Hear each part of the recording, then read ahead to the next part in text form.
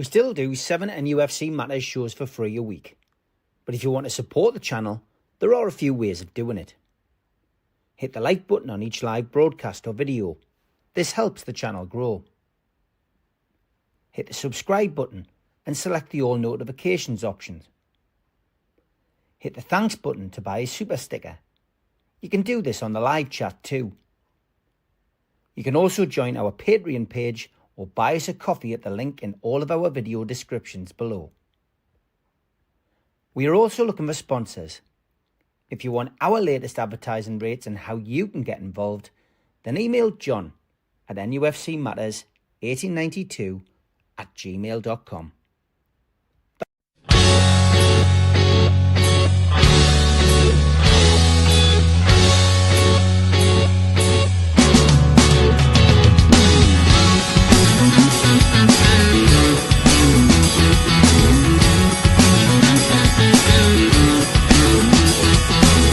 Hush now, city kids, gather round for urban myths. Hush now, city kids. When it came to me after so long, I didn't have no choices in the streets where I was from. When I think about the pain, I didn't have no choices, I took what I had sworn. Hush now, city kids, gather round for urban myths. Hush now, city kids.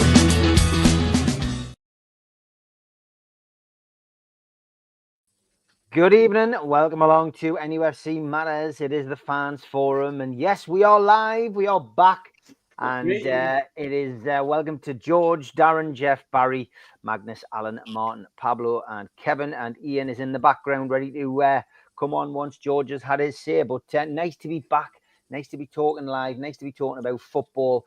And Newcastle United travelled to Villa Park, where they'd only been in April this year and been thumped 4-1, a game which we thought might be pivotal as far as the Champions League race was concerned. Turned out not to be the case. Newcastle, of course, finishing in the Champions League positions. Aston Villa not being in the Champions League this year through that wonderful runs, a couple of runs that we put together. And it was a big game, huge game for Newcastle to start the season with away at Villa Park. And I predicted a 1-1 draw. I think a few of the panel, when we talked previously, predicted a draw. Some people obviously are always a bit optimistic. George is one of them, was expecting maybe Newcastle to win. On the balance of play, maybe we should have won, George, because Newcastle, despite the fact that they didn't have an out-and-out centre-forward, went for a front three of Alanga, Gordon and Barnes, and really should have been out of sight, certainly in the first half. Second half, maybe not as many chances. Obviously, Villa went down to 10 men, and Newcastle just couldn't really find that killer touch. But I think before the game, we would have all settled for a point, and that is what we got at Villa Park, George. What was your view of the game? Well, my view of the game was you've encapsulated it easy. We did everything but score. And if our captain, Bruno, ever learns to put his foot through the ball instead of trying to make that last little pass like he did at Aston Villa, he would have had a hat-trick and we would have gone in 3-0 at half-time, which we would have deserved because that's how far ahead of Aston Villa we were. And I'm pleased because I've not, as you know, I've not subscribed to this doom and gloom that because we've got one idiot stirring things up in the background that the other 24 in the squad were going to collapse, you know, or get on their crutches, they're so old and knackered and all that tripe. Well, they showed at Aston Villa that they're still able to compete with the best. That was a great performance, some fantastic performances from various people. And for me, the man of the match was, and will probably will for a lot of games this season, was Sandro Tonali. I found it incredible that the TV people give the man of the match to Fabian Schär. I love Fabian Schär, but I don't think he was man of the match by a long way. If you look at the defence, even Dan Burn was ahead of Fabian Schär, in my opinion. When you got Peter Crouch calling him what was it, Franz? He played like Franz Beckenbauer. My God, what a compliment! Really, I know it's from Peter Crouch, and he's now, but never mind. No, there was some great stuff, good stuff. good football. What was lacking, it was the killer touch, and that's right. Anthony Gordon ran his heart out at number 9, but there are a couple of times when he's, how can I say, his lack of number 9 nous let him down. He was just 2 yards short of being able to tap the ball into the back of the net. But Eddie's going to persist with him. Well, who knows? Eddie's clever enough to get that out of people. But I suspect he'll not have to do it much longer, because sounds like Eddie Howe's working hard in the background. And that's the other thing I'd like to say is that I've always been convinced that Eddie Howe was working in the background to get deals in. And it's interesting that the deals he's brought in are ready made. They can go straight into the team. You know, the German guy looks fantastic and already saying all the right things. Although bloody Isak did when he came, didn't he? Never mind. But the kid from Aston Villa, I mean, I've always liked him as a player. And in fact, when he was on loan at Middlesbrough, I couldn't understand why Aston Villa let him go to Middlesbrough, because he was always the outstanding character on the pitch. Well, you know, he comes straight in, and in fact, although I like Sean Longstaff myself, I've got to say he's a step up from Sean Longstaff in my opinion. So we've improved in that area. So no doom and gloom from me. You know, I always had faith that we'd come back with a bang, and I was pleased to see at the Aston Villa at the dugout where the Newcastle players were. There wasn't a bin for anybody to put their walking stick or anything like that. It was just a normal dugout. So a great weekend as far as I'm concerned. Big disappointment, not big. Well, yes, big disappointment was we didn't hit the back of the net, and we could have done it in both halves, which was quite sad. But first half particularly, Bruno at least could have had a hat trick. So I'm happy bunny. Okay, good stuff, George. Thank you. We'll take you out, bring Ian in, and we'll move on to Jeff. Good evening, Jeff. Good evening. Sorry, the tractor's just driven by. Well, I agree with George as usual. That was a great game. I really enjoyed it. The biggest disappointment was Aston Villa. Right, I really thought. I mean, it started off a bit energetic, but their tactical, you know, again, they've been told what to do, and they've been told to kick it long down the middle or kick it out, you know, kick it across to McGinn, and neither of whom did very well. Right, and that was it. And we were really all over them. And yes, Sandro Tonali ran the game. Shah does those tremendous balls. Those 2 diagonal passes, absolutely, you know, you're not going to see better anywhere. And yeah, it was, by and large, I enjoyed it. And what was interesting is to hear the fans, Newcastle fans, out shouting, you know, out singing everybody. Tonali's song going on. The famous Holt end. Well, no, so I wasn't that impressed. And I will say one thing, right? It's not rocket science to say yes, we could do with a central striker, right? End of story, right?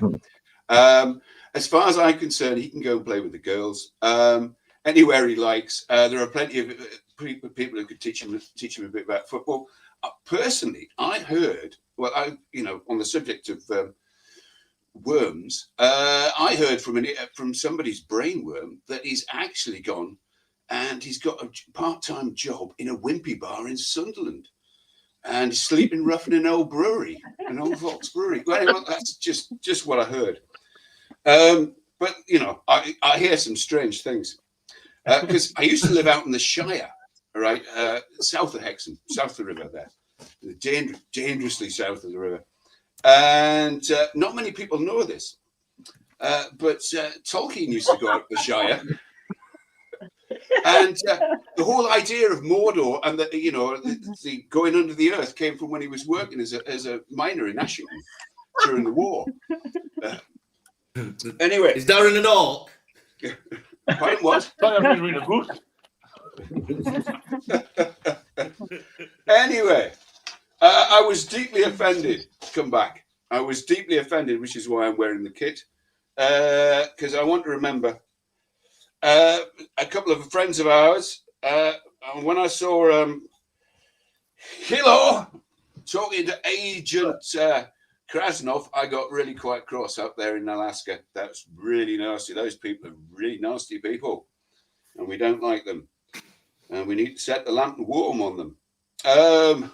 Right. And finally, some practical advice.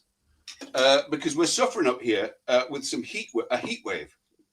And there's two things I want to tell you. First of all, try and keep your kit cool. And you can get these remarkable devices which can sit underneath your laptop and keep it cool. And put it down the side of your mainframe. Anything you want to keep cool, you could put it down the side of the dog and keep the dog cool.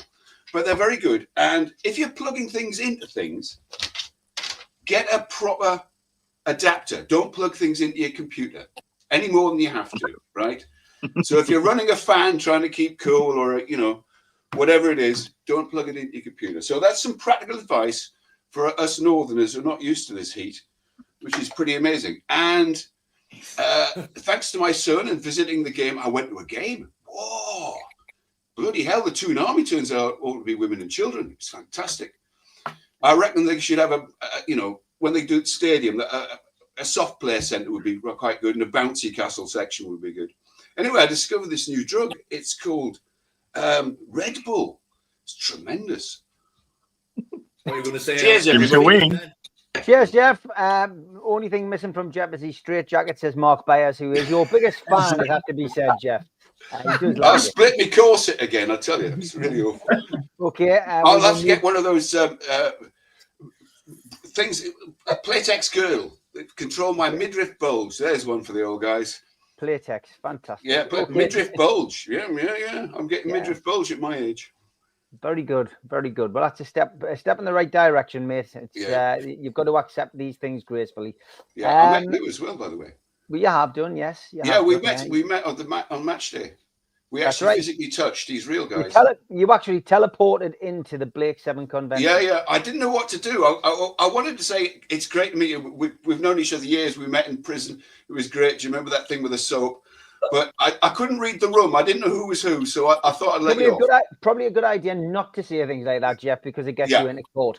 Anyway, moving on, Jeff. Moving on to Darren, who is your second biggest fan, Jeff. Darren, good evening. Well, I wasn't going to start your second biggest fan, like. Well, I've took him off screen, so we can't answer you. So he will be coming back on. It wasn't very good.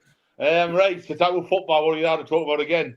Aston Villa, I thought Aston Villa was shite, to be fair. They were like the far from the team from last year. Well, the fans were very quiet. We got our tactics right. We should have been 2, possibly 3 up half time. It was a red card all year long. I thought the referee had a good game. I think Eddie got it wrong when they went down to 10 men. He should have brought Zul on for the last 20 minutes all year long. Put go on the left, take Barnes off. And when he brought Murphy, he only was sent for the draw.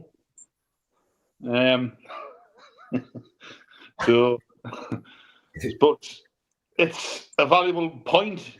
But if you look at Arsenal, won ugly at Man U to finish in the top 2. Now we should have won ugly yesterday to get 3 points.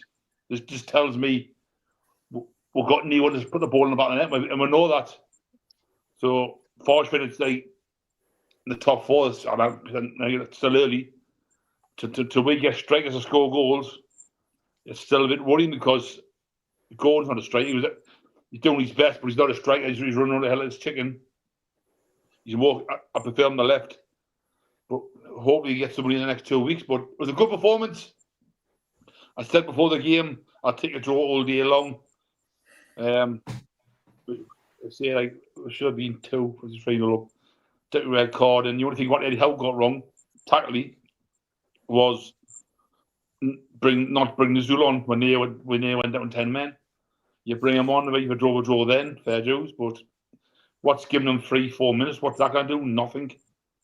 It doesn't give him time to create. He needs more time.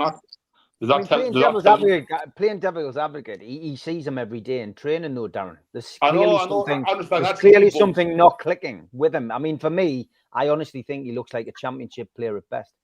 Yeah, I accept that, but he's been bought for a reason. He spent last year on the bench.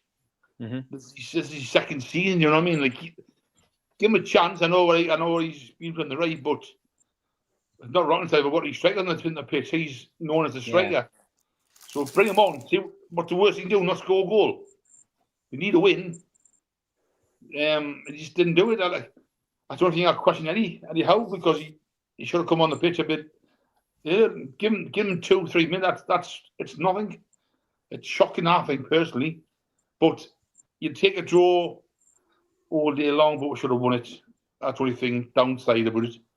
But you just go on an upwards, bring on Liverpool next week. Yeah.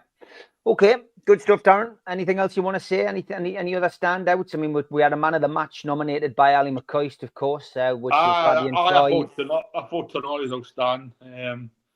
Alanga done all right, to be fair. I'm glad he started him on the right-hand side. He should have scored, shouldn't he? He should have scored all day long. Absolutely. Again, it's so frustrating when you don't take your chances. But the back four wasn't really terrible. How bad were Villa? They were very bad. But they're struggling to pay us off below. Happened to us last year. So I've got the city for them, to be fair. So what goes on comes round to them. Good signing up Ramsey, so he's a good signing. He's an upgrade from Longstaff in a big way. So just try and get forward and badly. Okay, Barry, on to you, mate. I think I agree with Darren. I think it was a good result considering where we are. I think it just and I mean this is the stupidest thing to say possible. It shines out what we're missing. That we haven't got that focal point. We've got the players now to provide the crosses, to provide the build-up play. We now need somebody to finish them off. I saw everybody in the chat saying, please don't mention certain players' name, but I think obviously at some stage we're going to have to talk about the guy, but it's just, he's left us without, I totally agree with you, Steve. I think Asula is a championship player at best. I don't think he's ever going to make it as a striker. I mean, the comments people make about him being a right midfielder, I think it's just trying to cover the fact, like Joe Linton, that he isn't a centre forward. He maybe has a better position elsewhere, or he needs to be at a different level. I think the new guy Alanga did very well. The defence was sound, but like Darren has said, Villa were a shadow of the team that they were last season. I mean, they totally destroyed us, and they just never looked as though they were going to get into that sort of play or anything. It's really hard because you think they were there for the taking. And I think that shows the concerns that I've got about us going forward, that we're now down to 13, 14 days, and potentially we need 2 bloody strikers. And we've been talking about this for months, and we've gone from needing 1 striker to be a backup to him, and now we need 2. And I know the guys were talking before the chat, I wouldn't touch Wissa with a barge pole. I think his attitude stinks. I think he's just as bad as the guy that we've got issues with through his behaviour towards Brentford. I wouldn't touch him with a barge pole. And I think that for me, we're getting to the stage now where we're looking at desperation. And I don't really think, I don't want to sound overly negative, but the guys that were brought in, the signings that we've made, haven't really improved the team. They've pumped it up a bit. They've created a bit more strength and depth, but is Alanga that much better than Murphy? I know Darren's disappeared off the screen, so I can probably say that now, but I don't think he's that much greater than him. Ramsey, I don't think is going to get a starting position with the 3 midfielders that we've got. I don't think he's going to get past Joe Linton, Bruno and Tonali in a cat and else chance. So again, he's a squad player. The only one I think the jury's out on is Chow, because I think he could potentially be an absolute star, but he did have some Mickey Mouse games for Milan last season. He wasn't he wasn't consistent. So I've got serious concerns that the window that I was hoping for, where we made some really big buys to push us on, to push us ahead, to give us a chance to catch the likes of Arsenal, Chelsea, Liverpool, Man United, who've all dramatically improved their squads, and we haven't bloody done it. I don't feel like we've done any of it today. Our transfer window has been good. We just need strikers now. I mean, we needed a goalkeeper. We needed to get rid of goalkeepers. We've done that. We needed a right-sided centre half to come in and learn from the guys who we've got there, who can eventually take over. We've got that. We lost a midfielder. We needed a midfielder in. We've got one in. We're potentially looking at another one. We needed a right winger. We needed an upgrade. We've brought the third person in. The person who finished third in the most assists behind Salah and Murphy last season, we brought him in. So ultimately, we've done our business well. I think we just need that. We brought the goalkeeper in obviously as well in Ramsdale, but we need the centre forward situation sorted out. So I'm not as critical of the transfer window as I was before I had a holiday, but we still need those strikers. That's what we need. Okay, let's move on to you, Magnus. Give us your views. People in the chat saying that the stream's not well. There seems to be issues with YouTube.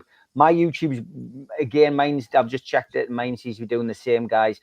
If you need to watch the show, Twitter seems to be the place at the moment. I am broadcasting live on Twitter as well, but you won't be able to make comments on there. I won't be able to read them. So if you open YouTube and Twitter, you'll be able to watch the show and you'll be able to comment in the chat. That's the best thing to do. So open two windows on your iPad or your computer. But obviously a YouTube issue, full strength signal here, no issues. So it's definitely a YouTube issue tonight. I'm sure there'll be some kind of notification comes to me in due course. But yeah, Magnus, give us your views on the game, mate.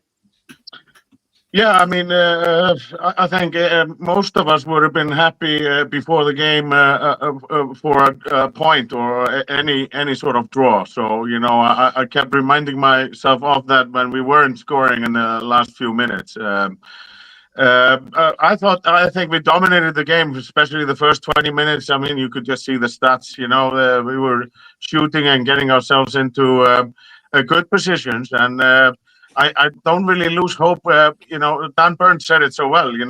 We'd rather be missing those opportunities than not getting to them. So I thought there was a good comment.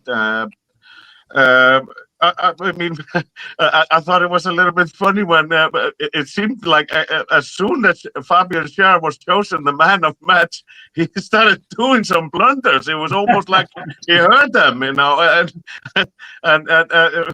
it almost like they jinxed him a little bit. But I think he had a good game. I like that he's taking those shots. We need them to take shots, especially now. But I was talking on Friday on the Icelandic pod. It looks like we might struggle with goals because of a certain Swedish player. But all in all, I am happy to see the team playing together. I mean, I saw a lot of togetherness there, and bunch of all of them. They are there because they want to be there, and it was beautiful to watch, and especially in the defense. We are seeing with the new signings exactly why we always need to keep signing players, because Dan Burn and Fabian Schär don't want to lose their position. They are there to stay, and they really showed it on Saturday. For me, man of match is probably Sandro Tonali. That is okay. I'm really glad to see him get a full season for once. This is his first full season, and he has had the proper preseason and everything that goes with it. I am so excited to watch this player. He is world-class and future Ballon d'Or. I mean, it has to be. He is one of the best midfielders I've ever seen in my life. And long may it continue. I cannot wait to see what happens next. And then to continue a little bit with the transfers, I myself was starting to get a little bit negative exactly before 10 days ago when we signed three players that are all matching sort of the weakest links or the most desperate need. I mean, I'd rather do it this way than what Man United are doing and spending 150 millions up front, because I think the rest will come with a little bit of time. I think we still need a striker. There's no questioning about that. I'm hoping there's some good work happening behind the scenes. There's a lot of noise going on about these two players, the Isak and Visa Saga. The way things have been going, those three at least those last two signings, they weren't like all over the media before it actually happened. So I think good work is happening there, and I'm going to stay positive. I think this is a strong point away against a strong team, and we can work with that. And I'm really glad to see the atmosphere and the spirit of the team. Okay, good stuff. Alan, thoughts on the match of the weekend? Happy with that? With a point earned? Well, I am, Steve, to be honest, lads, because before the game I thought we'd get beat. So I'm over the moon with a point. I think for 70 minutes I was delighted, but the last 20 minutes I was disappointed in that they couldn't break them down after Aston Villa going down to 10 men. Overall, very, very happy. I don't share Barry's negativity on the signings. I think the squad depth is better for the four signings. So I agree with you. I think overall I'm very happy. More negative than me, the nightly. We all know we need two strikers, lads, and the elephant in the room is one of them's on strike. We do need two strikers, lads, and the chat. We all know that. Again, I'm not as negative on Wissa as Barry is, because if we're signing for 40 million, I'd be happy with it. But for 60 million, no way. They're just trying to come the game. But a lot of people on the social chat are saying Brentford are just doing what we're doing with Liverpool with Isak, but that's totally out of order. I mean, I've heard Gordon say, Liverpool fans saying Gordon went on strike and didn't train for 6 years, and you got him. But the difference being is we paid everything the fee they wanted. If they paid us 150, and we all know he's going, we all know it. It's just a question of getting the two strikers, or at least one, before the window shuts. I think the direction of the club, again, will go back. I know I'm going on a tangent, lads, is we need a new CEO, we need a sporting director, and we need a plan. And the plan's come to fruition in a way because we had two centre-halves there that aren't number ones. I think Malik Chow and Botman, nobody's meant, they're the future, lads. So Byrne and Shaw will be out the door. It's like Pope next year. And Ramsdale, in my eyes, by come Christmas, will be our number one. Now, after that, Pope will be out the door, and then you have to have another new goalkeeper behind him. So getting back to the game, lads, sorry, it's just my way of thinking that Eddie Howe's doing it right. It's a slow burner because will we be able to spend 150 next year? Probably not, because of PSR. And this is what Villa's found this year. They've spent a lot of money last year for getting in the Champions League. Now they have to retrench. And unfortunately, lads, we're going to have to go in that one step at a time business. But I'm happy with the signings. I'm happy with the point that we're gained. But unfortunately, lads, come Liverpool, we must score, because I can't see we're keeping a clean sheet against them. So we must change that part. And if we haven't got a striker by the time we play Liverpool, it's going to be very hard against them. But overall, lads, delighted with a point, and I'll leave it at that. Let Martin get on. Okay, Martin, over to you, pal. What was your views on the game? Oh, we can't hear you. You must be on mute. Yeah, no, I was on mute. Yeah, I was back in 2020. Sorry. Got you, pal. I think there's a couple of things to me. First of all, I think the additions we've added are really good. I think Ramsey is a great addition. I think Chow is a great addition. If you look at Milan a couple of seasons ago, Maldini wanted Chow and Botman as the central parent for Milan. And just due to a bit of time and a bit of change and a couple of injuries between the pair of them, they never actually spent good quality time together. So I think, if that pairing was something that somebody like Maldini wanted, for me, then I think there's merit in those two lads being a central parent for us at some time. Yeah. I think Elanga is definitely, for me, an upgrade on Murphy. I think Murphy had a great season, but the season before he didn't. I think Elanga will produce. I thought he was unlucky on Saturday.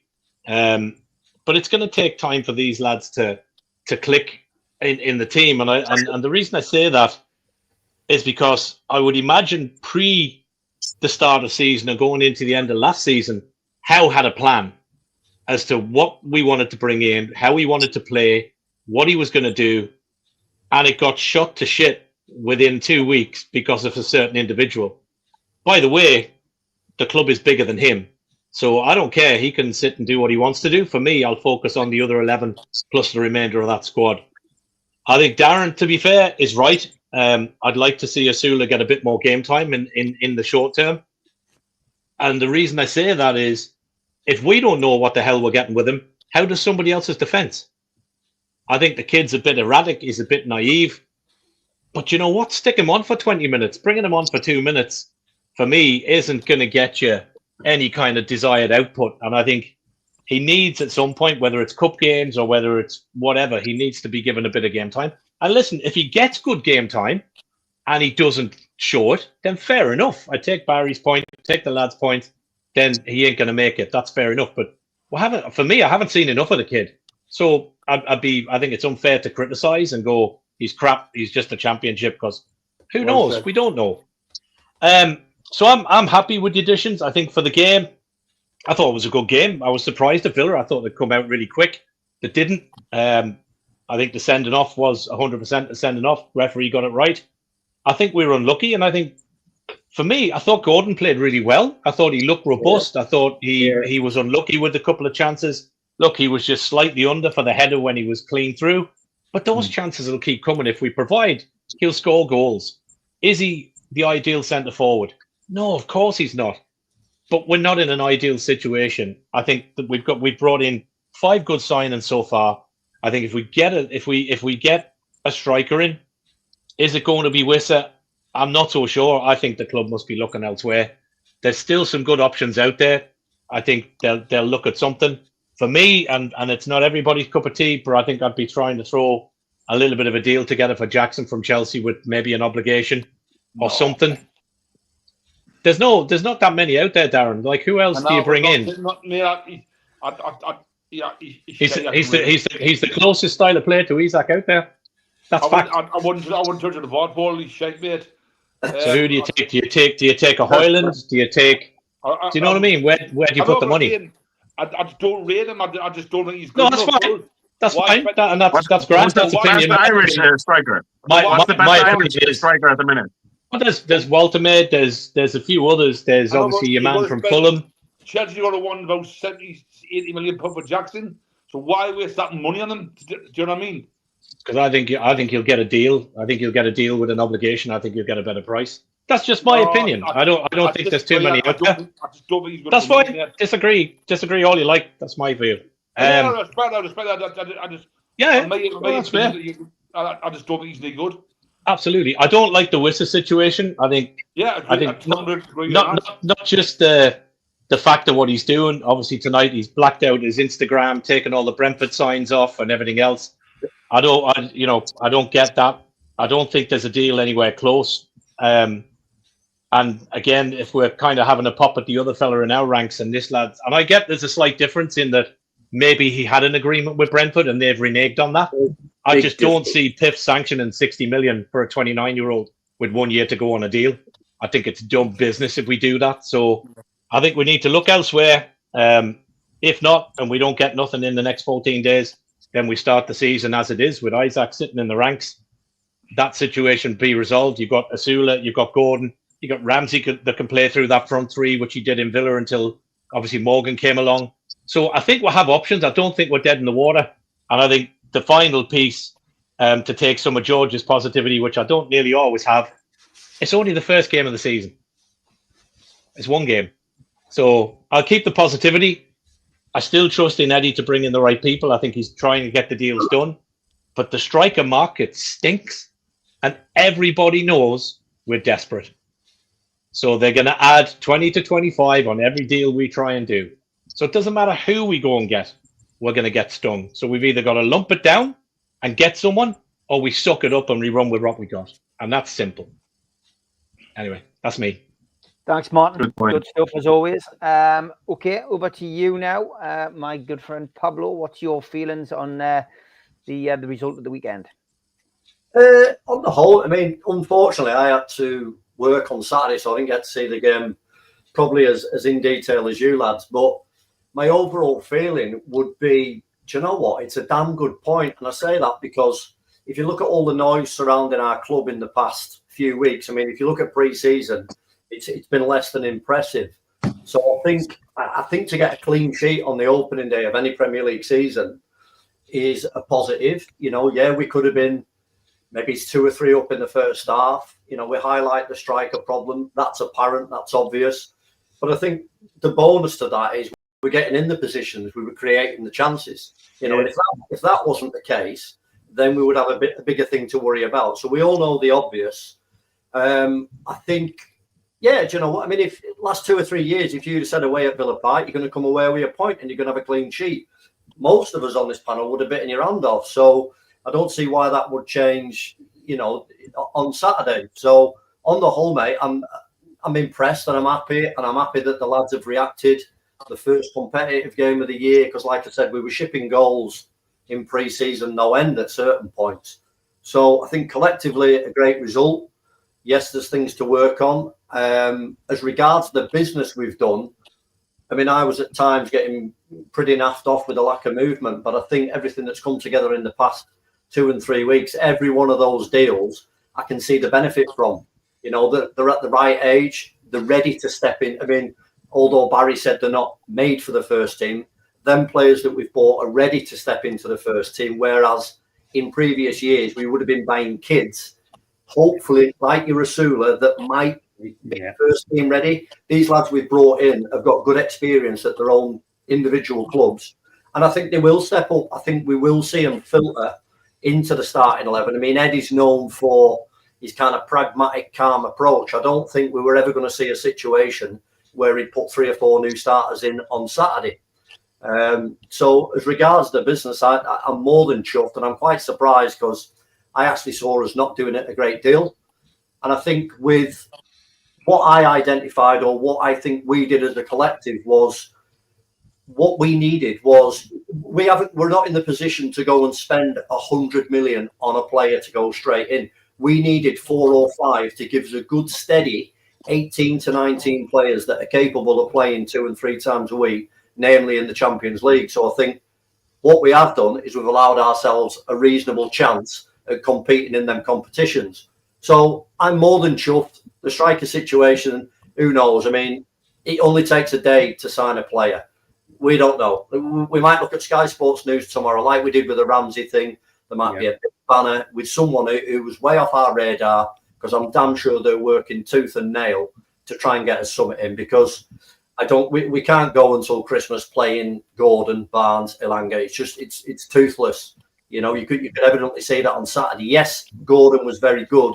He was probing, he was energetic. He wasn't getting close enough to the goal to have a decent kind of, you know, shot on goal. It was pop shots from all over the shot, and we need to sort that situation. But I'm only stating the obvious there. But on the whole, mate, I'm chuffed with Saturday. I think if we show that kind of defensive, stability against Liverpool, who knows? Who knows? We might nick one. Okay, good stuff. Defensively, I thought as well we were great, solid. You know, everyone criticising at the start of the season, Dan Burn can't go on this, and Fabian Shaw we're not do well. Nick Pope, we shouldn't pick him in goal. Kieran Trippier's 34. We've had it all really, but Newcastle kept a clean sheet. There won't be many people keep a clean sheet at Villa this season. Kevin, give us your take from a coach's point of view on the Newcastle performance against Aston Villa at the weekend. I disagree with Pablo. Pretty much what I was going to say, to be honest. So I'll keep it kind of brief and short, but I'll go into maybe a bit more detail about it. But in the defensive third, middle third, I thought we were fantastic. I thought we controlled the game and kept the play in front of us for the most part. They went long into Watkins, who I thought was poor. I thought Fabi Shaw and Dan Burn marshalled him quite well, and Ramsey running off of him and trying to create space within the 10. John McGinn was always going to run around and just look like he was going to fall over when he's heading to Tino's cross every 2 seconds. But that's just how he plays. He's just one of those types of terrier-type footballers, but which he didn't really give us any problems. So that was the good thing. And like I said, we kept the play in front. We kind of played on the counter-attack, but again, and the lads have said it, is the top end of the pitch is the big problem. Don't care I do care if we've got if we have a number 9, but I don't care that we don't have a number 9 right now. We just need somebody to put the ball in the back of the net. I don't care who that is. Yeah. That's how you win football matches at the end of the day. But the one big thing in the final third was, and I think George said it right at the start, was Bruno's little silly 3-yard balls inside when they were so tight and narrow defensively to make it difficult for us to play through the middle. Why was he continually doing that? Why was he not moving the ball quicker wide? Why was he not making runs in behind like we used to break a back 4 down, back 10, whatever they were playing? Why was he doing that? That was the most frustrating thing. And then around the 18-yard box, the final pass, the lack of quality in that area. So they're trying to do these little 1-2s with runners off players and stuff. Why play those little balls? But when the ball did go wide, how many times did we hit the first man? How many times? It was like playing with dwarfs. I mean, it was that low to the ground. We couldn't get the ball off the ground and beat the first man. That's the first thing as a wide man. Beat your first man. And we couldn't do it. It doesn't matter if you've got an Isaac in there or an Anthony Gordon or somebody in there. Even Joe Linton can head a ball, but not very well. But he's a big lad to head it. You know, but we had targets in the box, but we couldn't get the surface was crap. Genuinely crap. Especially when we had a lot of the ball. The ball was coming back to us and we were just camped out in their half and we couldn't break them down. And that's outside of, yes, the Isaac thing. But somebody to unlock the door is the bigger problem. For me, that's the bigger issue. We've got nobody to unlock a door. Yes, we've got the great midfield, not a problem. Work hard, challenge, fight, all the rest of it. We've got Gordon who's got pace, Alanga's got pace. But what do they do with it? The end product's not good enough. And that's what I think the more disappointing thing is, because we could have won 4 or 5 there, by the way, on Saturday, because they weren't great. Again, Mings and concert, you know, I could run quicker than them, but that's how we got the sending off with balls in behind, stuff like that. But again, it was just a frustration of technically poor a little bit, you know, the sideways pass and getting deflected, and it's behind the player, not in front of somebody to progress the attack. It was just little things like that, and they were getting little toes onto the ball and things. I thought, well, come on, fellas, just keep it simple and pass the ball properly. So that was. Do you not think it's harder because they're not going to lateral forward up front, or? Well, not because Gordon can drop in and play the false nine. I know what I'm saying, but kind of like I understand what you're saying, but they kind of just get the ball forward. So what we done was straight up front. They kind of just put the ball in the box. That's fair enough. So what we done was we were playing balls into Gordon, right? Yes, it might come back. They might win the first contact. The second contact was us, and then that's how we got up the pitch. I know what I'm saying, though. Ideally, you would play it to the winger. Oh, absolutely. Yeah, the winger would rip the box. But going on national forward, so his instinct is probably to see on the wing or go to the box. Do you know what I mean? Absolutely. And then you've got to look at it. You look at it from that side. If Gordon's not there, then you've got to have other movement from Alanga, Barnes running inside, even Bruno running beyond, Joe Linton running beyond. So if he creates some space, because even Eddie Howe said it, his move. Anthony Gordon thought Eddie House talking here that he moved around. He went from left to right, central left across the pitch. So if that occurs, then you've got to have somebody moving into that position and again creating runs off of that movement to fill that gap. I just don't think Gordon went the box. I agree. I don't think he is. But he's doing the best thing that he can do. But to me, that tells me why players are not moving in to go. Like you have a striker player will go towards the front post, and then Langa may come in, or Bond may come in, because Gordon's not actually doing that. To me, that's why the wing players are not doing it. That's why your Tenori's or your Bruno's, you're not running off, because Gordon's too far out of the box, and they don't overlapping. See your point, but I'd say your point, but right, but so if what Isaac drifting out, would we still get the same trust of the run if Isaac was still playing? I think you would. Didn't drift out that much, though, does he? Well, that's a debate for another day, but I think he does. Because I think he drops in the hole and plays all over the place, and you just don't recognise it. I do. Well, that's right. I love you though. Yeah. Good I'm back, lads. I'm back. Well said, Kevin. Yeah, I agree what you said, Kevin. I agree what you Good to said. debate about things. Thank you. Get that Leicester City player, NUFC. He would unlock There you go. defences. That's who, if we didn't desperately need a forward, that's who I'd go for. It's times like To this. Jamie Vardy. It's times like this when you're pleased that the fans forum doesn't just consist of Darren, Jeff, and Kev. I'm on a sabbatical, man. Yeah, you know, but yeah, me out. It'd just be one long argument. Ian, we bring in the German, Steve. Yeah, you do. You definitely. Well, I've got a football sticker album thing, and it's that sort of thing. Can we get a few more stickers in here? Well, we're a few more forwards, and that's what Chelsea's like. It's like a sticker album. It is. I don't even think they use the same glue. Yeah, well, I was going to bring Ian in, but he seems to be playing funny buggers his computer again. So what I'll do is I'll have a quick break, and by the time the adverts are finished, we will bring Ian in. A big thanks to all our sponsors, Skips and Bins. You can find them at their website, skipsandbins.com. Contact them at www.skipsandbins.com/contact. Say hello to low-cost waste disposal with pay-as-you-go and contract waste management. A big thanks to Mr. Vicky's Sauces, handmade in Cumbria. You can find them at their website, mrvickies.co.uk, email info@mrvickies.co.uk, or telephone 01768 210 102. Thanks to our fanzine sponsor, United Group Travel. There are no strangers on our tours, just friends you haven't met yet. 2-crew driver and courier, local family company, 3-star plus quality hotels and no interchanges.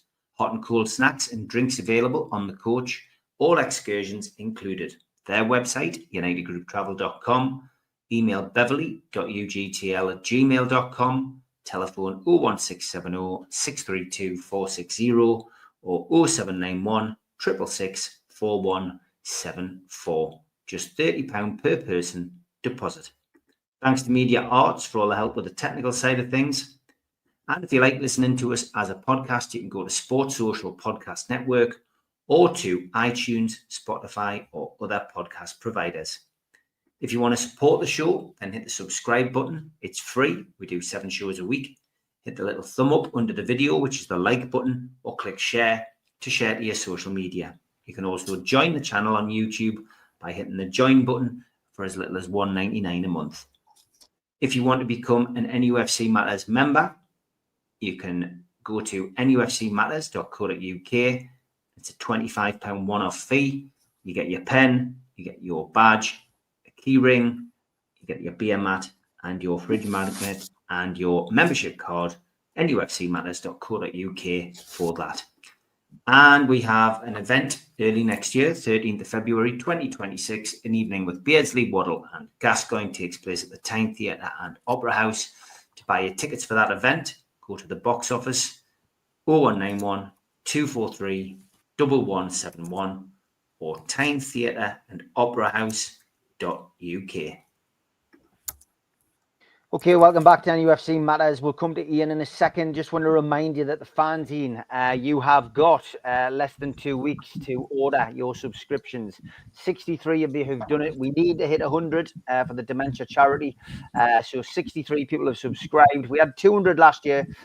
So for whatever reason, not as many people have subscribed this year. Maybe it's the increase. Got to increase it slightly with the postage, of course, going up year after year. But I think 4 issues for £25 is still good value. Bearing in mind the printer is giving us it for free, and our good friends United Group Travel are sponsoring it. It means that all of the fanzine profit goes to the dementia charity Age UK North Tyneside. So the link is in the chat. It's pinned at the top of the chat. Please go there. Put your click the link and please pay for your fanzine for next season ASAP. You've got 2 weeks to do so.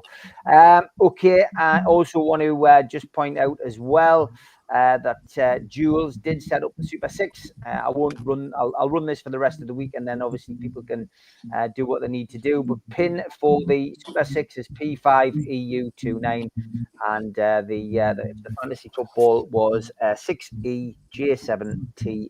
Thanks to Jules, who's in the chat, for doing that. And thanks to everybody as well who came along to the Blake 7 convention. Barry did come along and he took part in it. Jeff made a fleeting visit in the middle of it as well before he headed up to the Cellar Cup game.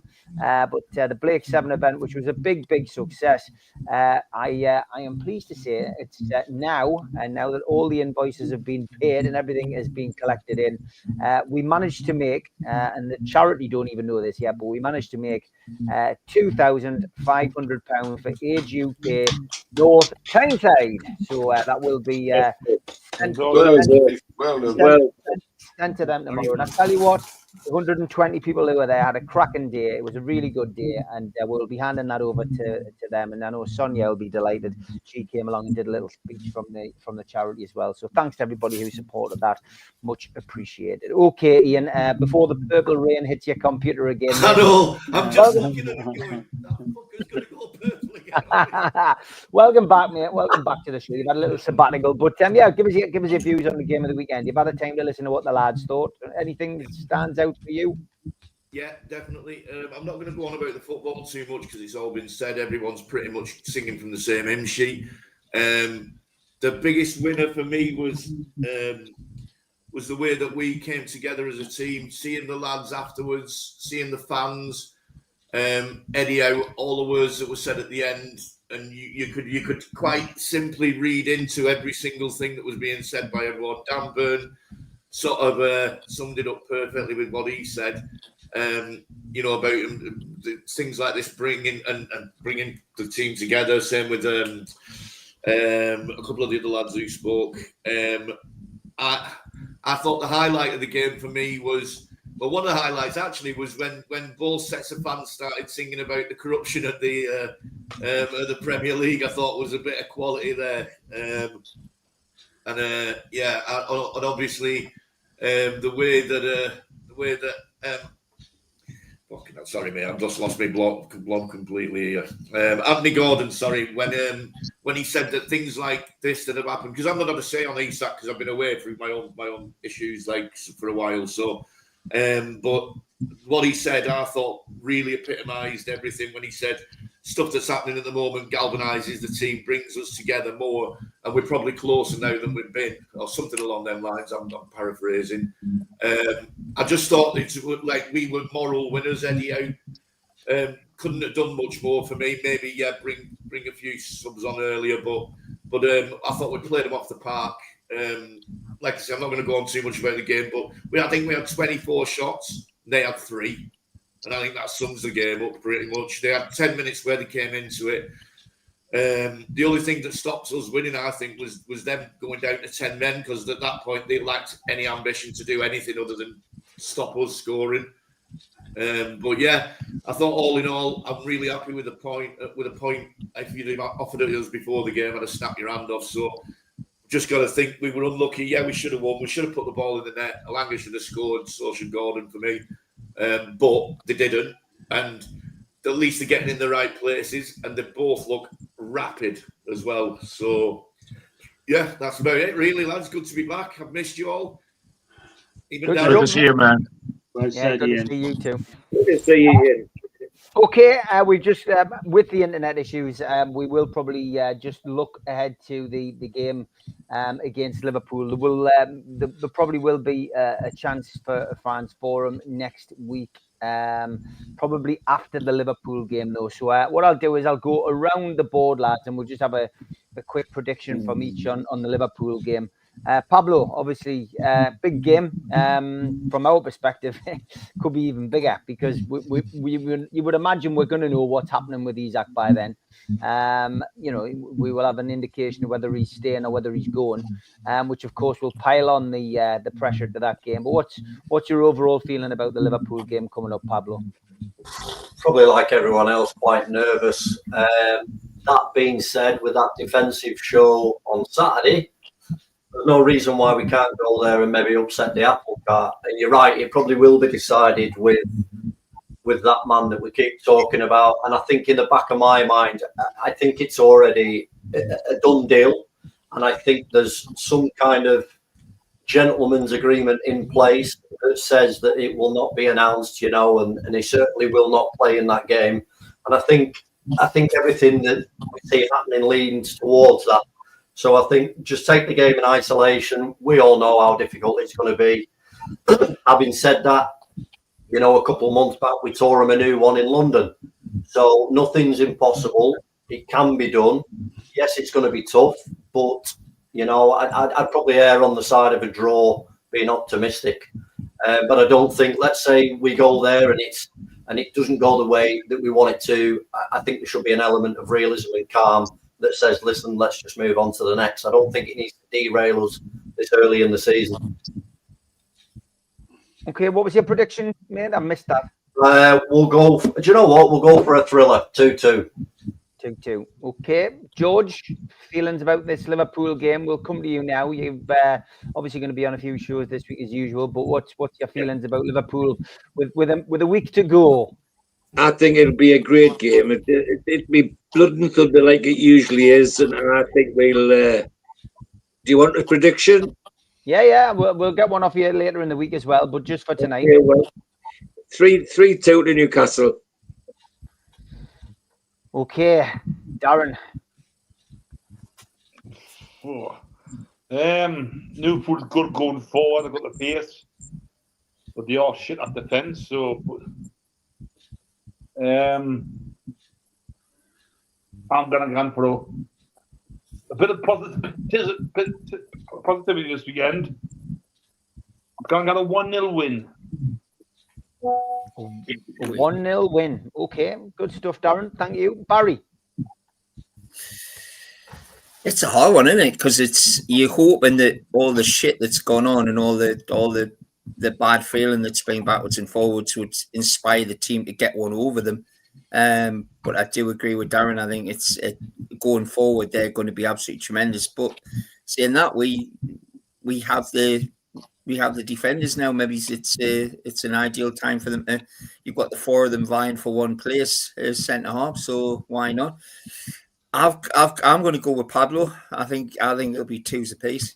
I don't think we've got enough to beat them without a centre forward up there, but I think we'll give them a damn good game of it. Okay, Magnus. Yes, I am feeling optimistic. This is going to be a fierce mentality there, and I'd like to pick up where Ian left. We are seeing a lot of togetherness. We are, I love the word siege mentality because everybody saw the movie Under Siege, with Steven Seagal. We are just gonna we're not gonna walk over them. It's gonna be a hard game. But we're going to win 2-1 for me. 2-1 for Magnus. Ian? I've just got a funny feeling about this game. I actually think we're going to do well. I think we're going to play well. I think they'll suit us because defensively they're flimsy. Defensively we're good. I think our defence is better than I think our strong points are actually better than their weak points, if that makes sense. I know that might not make sense, but I've got a feeling we're just nicking 2-1. Nick a 2-1. Okay, Kev. I can't wait for next Monday. I cannot wait. It's going to be a true honest tear up. I think we'll get about them. I think there'll just be carnage. The atmosphere should be white hot. I think we'll press them all over the park. I think we'll go man to man like we've done in the cup final. I watched Liverpool against Bournemouth Friday, and they were very lucky. The scoreline flattered Liverpool a little bit, 4-2. I thought that was a bit harsh on Bournemouth, to be honest. It was a great game.